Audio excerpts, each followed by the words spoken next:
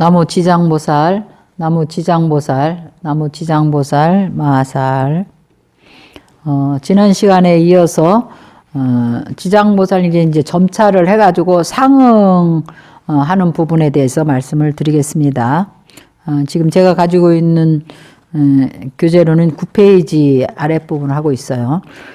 점차를 해서 상응이 되려면 지장보살님께서 경전에 말씀하신 대로 그것을 이제 여법하게 한다라고 이야기를 합니다. 경전의 말씀대로 해야 합니다.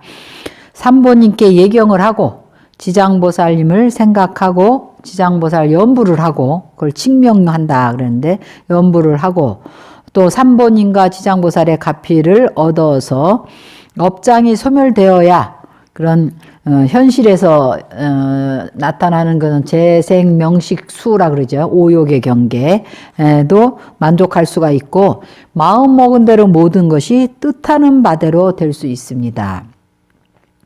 그러나 절대로 오욕을 재생명식수 이것을 방종하거나 몸과 마음을 방종하지는 말아야 합니다. 상을 얻고 나서 현실에서 모든 것이 뜻대로 그리고 5가지 욕망 재생명식수가 만족하게 된다고 하면은 그 다음부터는 방일하지 말아야 된다고 경계하셨습니다. 이때 마땅히 이것은 내가 과거세 이와 같이 선업이 있었기 때문에 금생에 이와 같은 복의 과보를 얻은 것이다 라고 생각을 하고 복의 과보를 얻은 후에는 그것을 다 누려서 써버리면 안 되겠어요. 동시에 삼보님과 지장보살님과 중생들을 잊으면 안 됩니다. 만약 여러 가지 액랑과 번뇌와 불길한 일을 만나서 여러분들에게 근심과 두려움, 장애가 생기거나 마음에서 원하던 일이 뜻대로 안 될 때는 지장보살님께서 이때에는 마치 설탕물을 마시듯이 달게 받으십시오 그러셨네요. 그렇게 할 수 있을까요? 설탕물을 마시듯이 달게 받는다. 참 굉장히 좋은 말씀이신 것 같아요. 달게 받으십시오. 이것은 과보를 받는 것이니 의심하거나 후회하지 말고 기쁘게 받으십시오라고 지장보살님께서 말씀하셨어요. 이것은 숙세에 지은 업을 금생에 받는 거예요. 우리가 남한테 어떤 사람 돈 열심히 모아서 빨리 빚을 갚으려고 하잖아요. 그리고 그 빚을 갚고 나면 굉장히 마음이 홀가분하고 좋잖아요. 그런 것처럼 과거생에 지은 업을 금생에 받는 것입니다. 그래서 우리가 인과를 깊이 믿고 이것은 과거에 지은 자신의 업임을 알고 현재에는 다시 짓지 말아야 합니다. 또 이미 지은 것은 바로 참회를 해야 된대요. 바로 참회를 하십시오. 악업을 참회하고 점찰 참법 기도를 해서 업을 바꾸십시오. 점찰 윤상법은 바로 참회법입니다. 참회할 때 그 회라는 것은 후회하고 고친다는 뜻이에요. 고친다는 것은 다시 짓지 않겠다 이런 뜻이거든요. 나쁜 법을 막고 고쳐서 나쁜 업을 막고 고쳐서 선법을 부지런히 닦도록 해서 해태하고 방일함을 멈추게 하여 미래의 고통의 과보 받는 것을 면하게 합니다. 그래서 첫 번째 윤상인 십악업과 십선업을 점찰할 때는 이렇게 생각을 해야 합니다. 지금까지 얘기한 내용대로 생각을 해야 되는 것입니다. 그래서 선남자여 그 다음 경전의 문구인데요. 선남자여 만약에 과거에 지은 업이 또 이렇게 나오잖아요. 첫 번째 윤상을 보고 이제 업이 나왔어요. 업이 나왔는데 그 업이 강한지 약한지 두터운지 경미한지 크고 작은지의 차별을 알고자 하면 마땅히 두 번째 목륜으로 이제 관찰을 해봐야 된다는 겁니다. 그래서 신구의 산문에 그런 윤상을 3개를 만들어서 각각 하나마다 이제 신 하나는 구 하나는 의 이렇게 써서 그리고 거기에 이제 새겨가지고 업을 전찰하는 것입니다. 이것이 바로 두 번째 윤상의 을 만드는 법과 이제 관상법인데 이것은 이론적인 것이 아니라 실제인 것입니다. 실제고 그러니까 반드시 여법하게 참여하고 여법하게 그거를 점찰을 해봐야 하는 것입니다.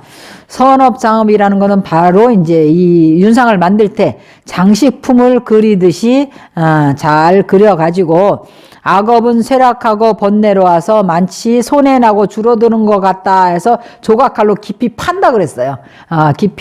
깊고 무겁게 파냅니다. 선업은 붉은색을 쓰는데 그것은 장엄한 세계를 가리킵니다. 악업은 검은색을 씁니다. 그것은 불국토를 망가뜨리고 굉장히 검은색은 좀 안 좋은 색깔인 것 같아요. 손해를 끼침을 상징합니다. 붉은색을 써서 길고 크게 그리는 것은 선을 쌓은 지가 오래됐다는 뜻이고 선업의 공력이 매우 세서 수행도 매우 맹렬하게 해서 증상면을 지을 수 있다는 것입니다.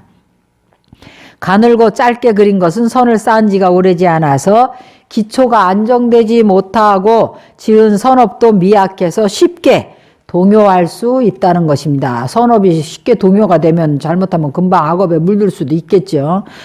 그래서 친구를 잘 사귀라 하는 거예요. 그래서 부처님께서 좋은 친구, 선우를 만나면 수행의 반은 성취한 겁니까? 하고 여쭈니까 아니다. 수행의 전부를 성취한 것이다 했습니다. 그래 우리가 초발심 자경문도 배울 때 제일 먼저 원리 아구하고 친근 현선하여 그랬죠. 아구 나쁜 친구를 멀리하고 좋은 친구 선우를 가까이 하라. 이게 첫 마디가 그 말이 나옵니다. 우리 스님들한테도 그러니까 선업이 미약하면 쉽게 흔들린다는 거죠. 물들기 쉽다는 거예요.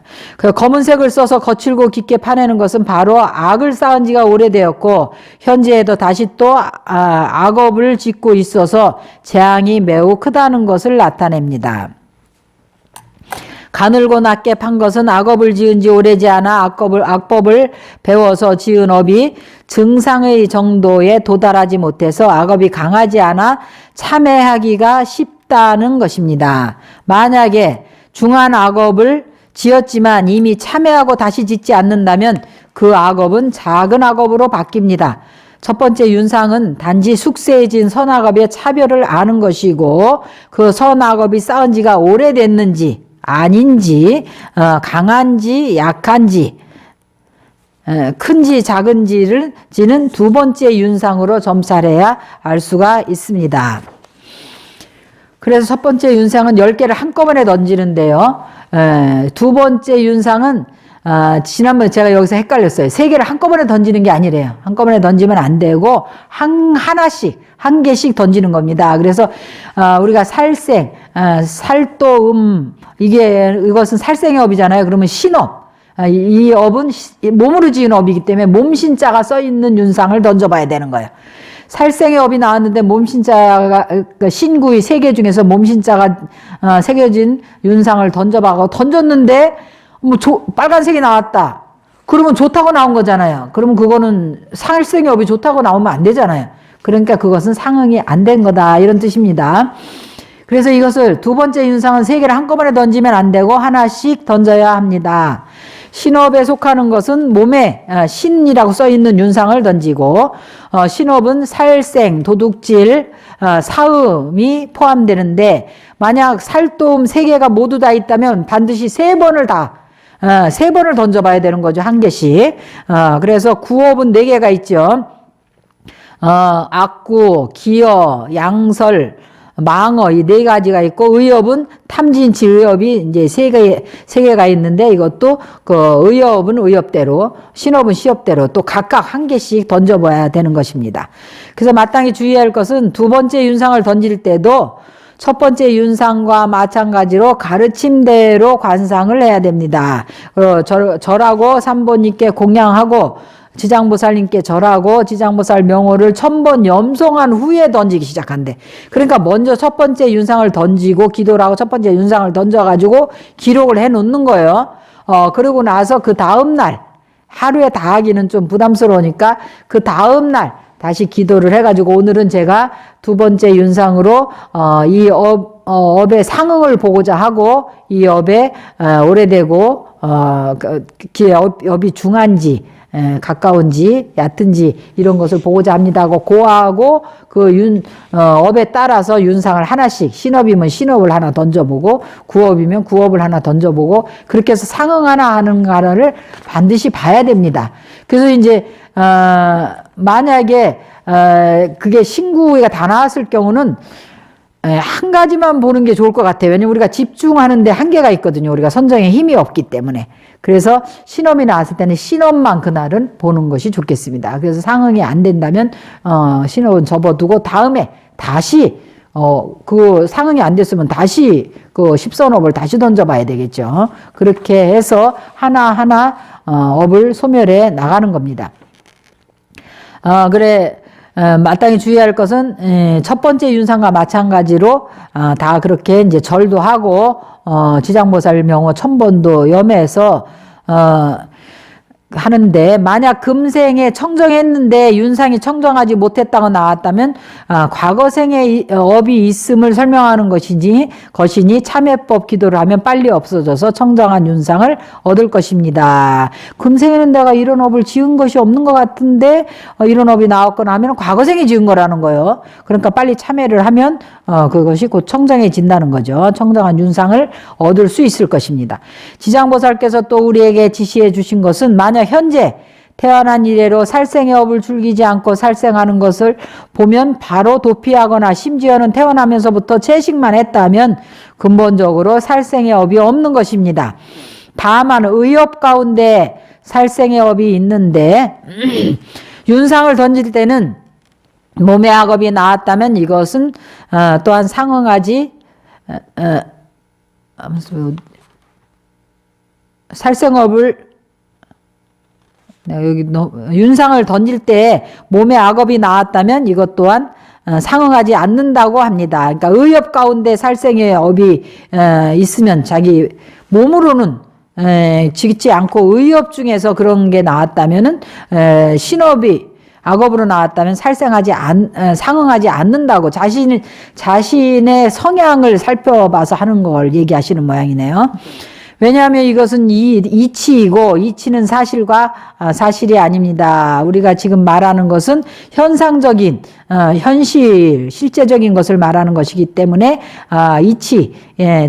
이치를 말하는 것은 아닙니다. 예를 들자면 한 스님이 그 어머니가 임신을 했을 때 전혀 고기를 먹을 수가 없었다면 이것은 숙세의 업인 거예요. 숙세의 업에서 온 것인데 태어나자마자 고기를 안 먹고 일생 동안 살생의 업을 전혀 좋아하지 않았는데 윤상을 던졌을 때 살생의 업이 나왔다면 그것은 두 가지 해석이 있을 수 있습니다. 한 가지는 다생겁 이래 살생의 업이 현재의 업보로 과거생의 업보가 나타난 것일 수도 있고 또 한 가지는 마음이 지극하지 못해서 윤상이 상응하지 않은 것일 수도 있다는 거죠.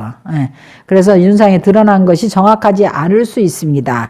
그래서 신업 혹은 구업인지 의업인지 그리고 첫 번째 윤상과 두 번째 윤상이 서로 모순되게 나왔다면 상응하지 않거나 윤상에 드러난 것이 정확하지 않는 때이니 마땅히 잘 이해를 하고 하여야만 비로소 모순을 해결할 수 있습니다. 이럴 때는 가장 좋은 방법은 뭐겠어요?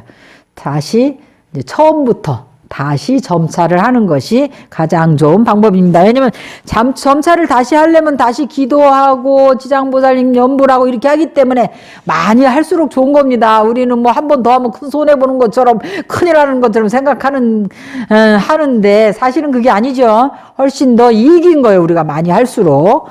그래서 처음으로 참법 기도를 하면 상응할 수 없을 것입니다. 잘 안 됩니다. 상응이. 마음이 그렇게 오롯해지기가 쉽지 않아요. 그러나 시간이 오래되고 참회법 기도를 하면 지장보살 명호를 염화하면 업장이 많이 소멸돼서 지극한 마음에 이르게 되고 아주 쉽게 상응하게 될 것입니다.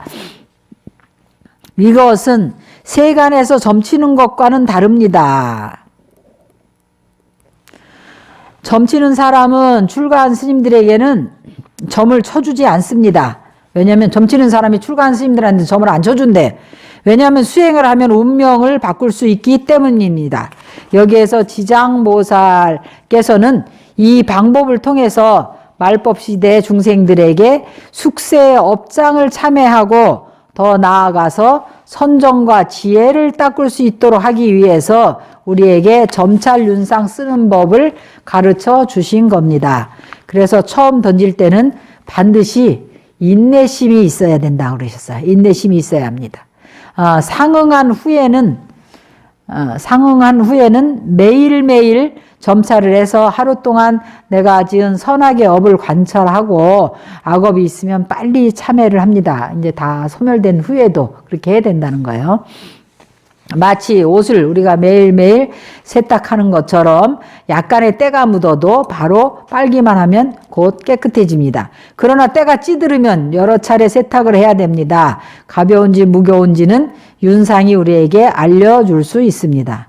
만약 매일매일 점찰 참법을 수행하면서 던져보면 아주 빨리 상응을 합니다.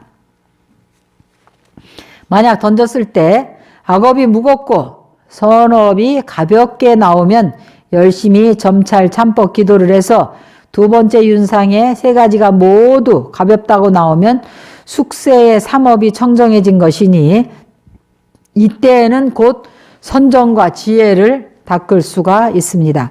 점찰 참법 기도를 하는 도중에나 혹은 수행을 하는 중에 감흥이 있을 수도 있습니다. 예를 들면 지장보살 상에서 방광을 하는 것을 본대. 그걸 이제 서상이라 하거든요.